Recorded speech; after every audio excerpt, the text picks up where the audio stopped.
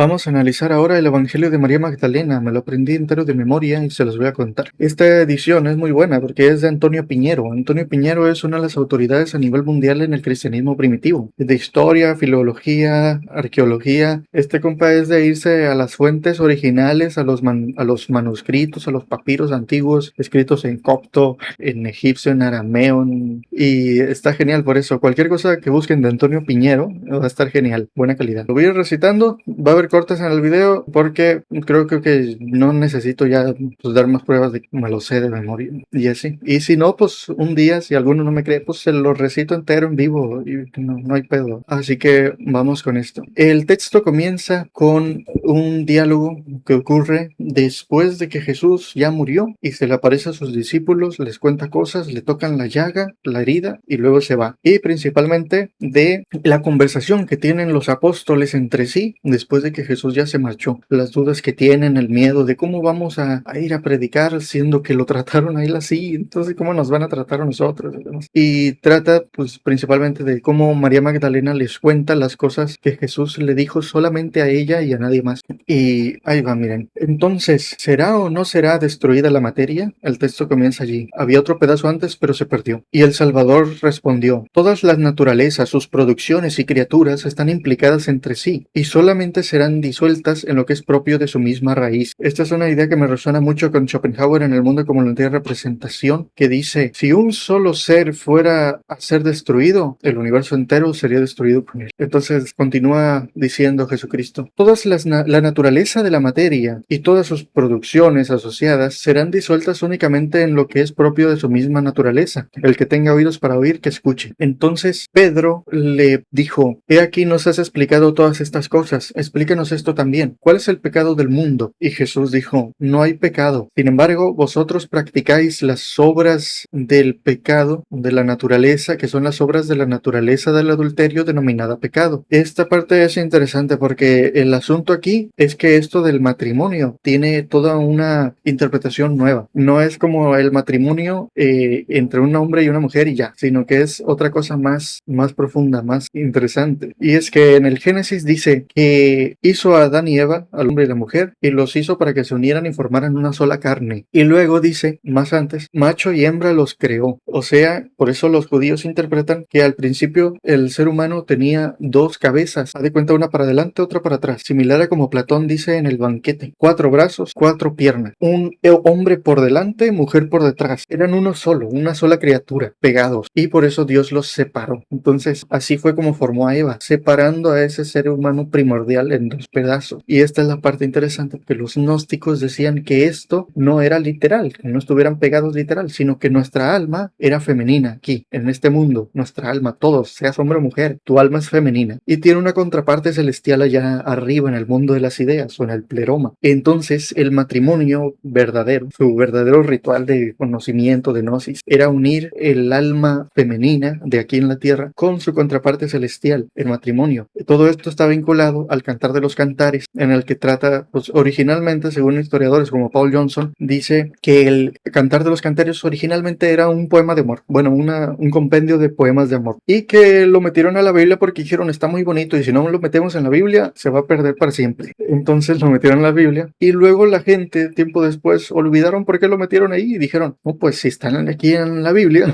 pues es porque es una metáfora del alma y su relación con Dios. Y luego también porque hay un profeta llamado Oseas, en el libro de Oseas en la Biblia, que cuenta que se casó con una prostituta o con una mujer que le era infiel. Entonces él agarró y dijo: no, pues es que igual el dolor que yo siento porque mi esposa me es infiel, del mismo modo Dios sufre porque su esposa es Israel y le es infiel con otros dioses. Entonces de ahí viene todo este rollo. Entonces la idea esta que dice que la naturaleza del pecado es la naturaleza del adulterio se refiere a esto de que en vez de unirnos con nuestra contraparte celestial, nos entregamos a otras cosas en el mundo, nos perdemos en estas, pues en el mundo, en sus cosas ahí. Ahora continúo: sin embargo, vosotros practicáis las obras del pecado, son las obras de la naturaleza del adulterio denominada pecado. Por eso el bien ha descendido entre vosotros, para restaurar todas las cosas en su raíz. Por eso os enfermáis y morís, porque practicáis las obras que os extravían. El que pueda comprender, que comprenda. La materia ha engendrado una pasión carente de semejanza, puesto que ha nacido por un acto contra la naturaleza. Esta parte viene del mito que está en el Evangelio del pseudo Juan, o el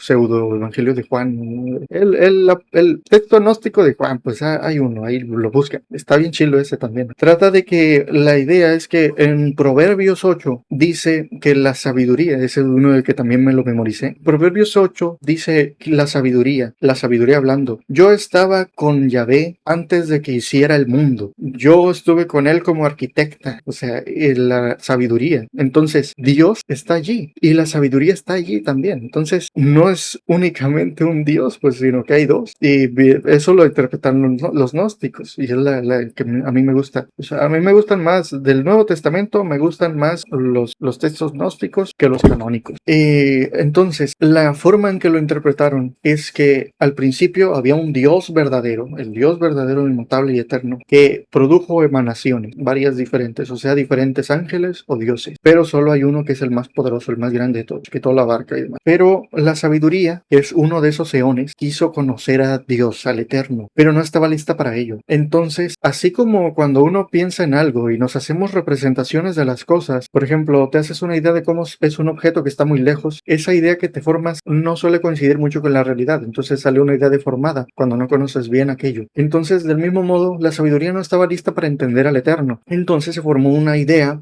distinta, imperfecta, y quedó embarazada. Y quedó embarazada sin su pareja, porque todos estos dioses salen en parejas, en vinas. Entonces la sabiduría tuvo un aborto, lo abandonó en un lugar acuático, lo más lejos del pleroma que pudo, porque ocurrió que como el eterno es infinito, entonces el eterno, para detener a la sabiduría, tuvo que crear un límite. Entonces en ese límite la sabiduría se quedó atrapada simultáneamente en un lado y en otro, una cosa como que quedó dividida. El punto es que la sabiduría abandonó a su hijo, Yaltabaoth se llamó. Yaltabaoth creció solo, abandonado allí, en un lugar lleno de agua, y dijo, soy el único Dios porque no hay nadie aquí. Entonces comenzó a crear el mundo, creó las estrellas, creó todo, y creó a la humanidad. Y todo esto luego envió a Eva para salvar a Adán, dándole a comer del fruto del conocimiento del bien y del mal, o envió a la serpiente para ello, en diferentes versiones. Pero la interpretación ahí es que el Dios del Antiguo Testamento es malvado, pues, o no como tal malvado, sino simplemente imperfecto, erróneo, fallido. Entonces, todo esto, ese es el sentido que tiene. La materia engendra una pasión carente de semejanza, todo, etcétera, por un acto contra la naturaleza, etcétera. Es relativo a todo eso. Entonces, continúa y dice, por eso, ir contra la naturaleza es algo que trastorna todo el cuerpo. Por eso, actúen conforme a la naturaleza. Y si no actúan conforme a la naturaleza, actúen conforme a las diversas semejanzas que hay en la naturaleza. El que tenga oídos para oír, que escuche. Esto está vinculado con el estoicismo y es una cosa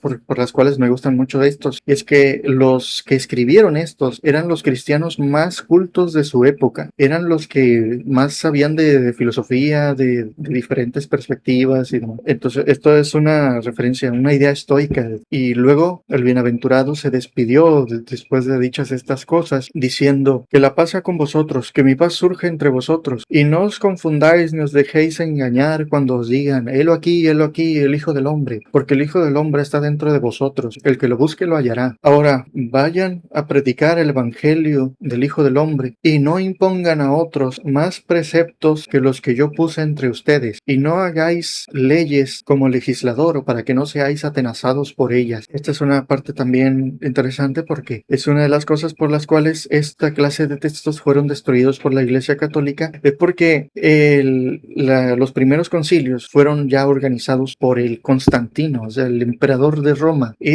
Pues claramente no le convenía una religión que dijera no obedezcas al rey, no obedezcas al emperador, obedece solamente a Dios. Pues no les convenía una religión así, por eso mandaron destruir todo lo demás.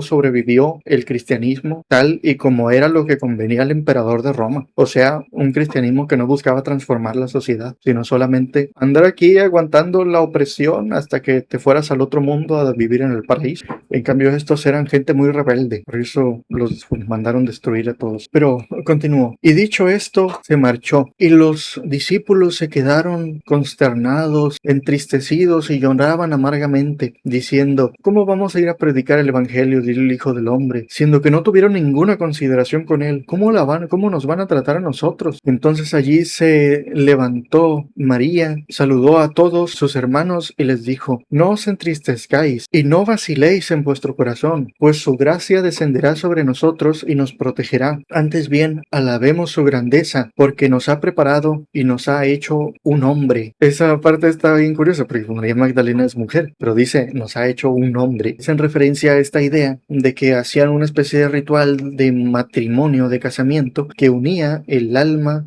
aquí en la tierra, que es femenina, con su contraparte celestial. Ya unidos ellos, como dice el Génesis, se hicieron una sola carne. Entonces ya no son uno, ya no son femeninas sus almas, sino que son uno solo. Esa es la idea. Y entonces María volvió sus corazones al bien y comenzaron a comentar las palabras del Salvador que recordaban. Entonces Pedro se levantó y dijo: María, nosotros sabemos que el Salvador te amaba más que a todas las demás mujeres. Sí, pues cuéntanos las palabras que te contó y que no pudimos escuchar nosotros. Entonces María dijo: bien, las cosas que están ocultas para vosotros os las revelaré. Y entonces comenzó el siguiente relato. Dijo que soñó en una ocasión con el Señor y le dijo: Señor, soñé contigo. Y él me dijo: bienaventurada eres, María, porque no te has turbado al verme, porque allí donde está la inteligencia está el tesoro. Esta parte de la inteligencia es importante porque esto viene de la filosofía griega. Lo pueden encontrar, por ejemplo, en Anaxágoras, la inteligencia, el nous, si es en griego. Esto de la inteligencia me parece que está incluso vinculado con la biná de las séfiros, de las 10 séfiros. La biná es el entendimiento o la inteligencia. Esta también aparece en Proverbios 8. Dice que la sabiduría y la inteligencia estaban allí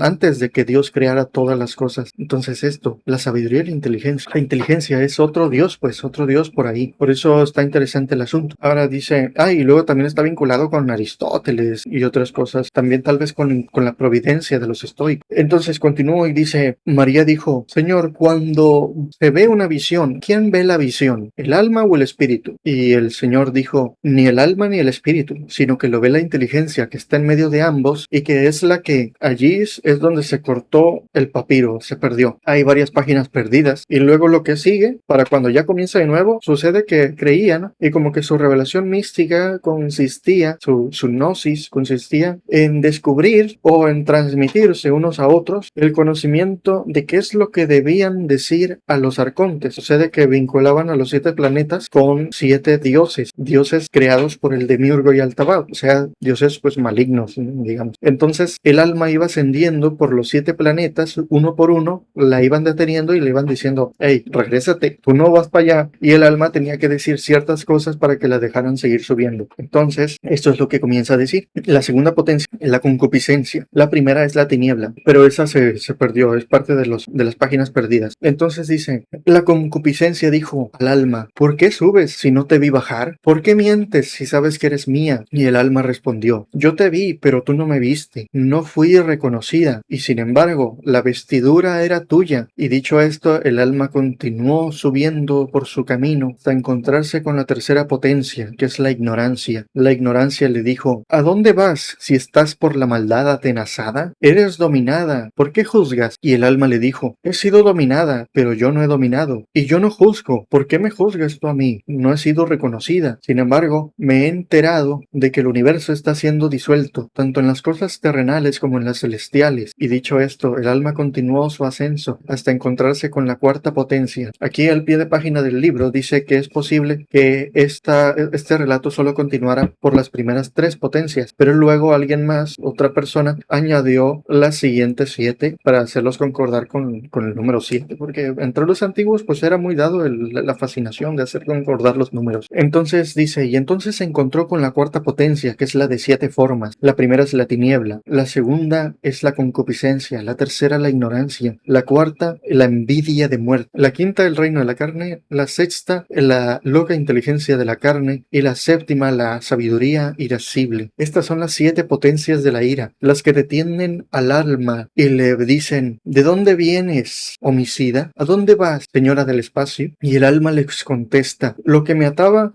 ha sido muerto, o sea, el cuerpo. Lo que me atenazaba ha sido desintegrado. La concupiscencia que había en mí ha sido extinguida y la ignorancia ha sido destruida. A un mundo fui precipitada desde un mundo y a una imagen desde una imagen celestial. El lazo del olvido dura solo un instante y ahora me predispongo a descansar del tiempo del tiempo. Voy a descansar ahora por la eternidad en silencio. Hasta allí detuvo María su discurso porque hasta allí fue hasta donde le contó el Salvador. Entonces Andrés dijo a sus hermanos: ¿qué opinan de esto? Yo no creo que el Salvador haya dicho todas estas cosas. Estas doctrinas son muy extrañas. Entonces Pedro habló con los demás de estos mismos temas y les dijo: ¿realmente el Salvador habló con una mujer antes que con nosotros? ¿Realmente habló con ella para que nosotros tuviéramos que volvernos hacia ella y escucharla? ¿Realmente prefirió a una mujer antes que a nosotros?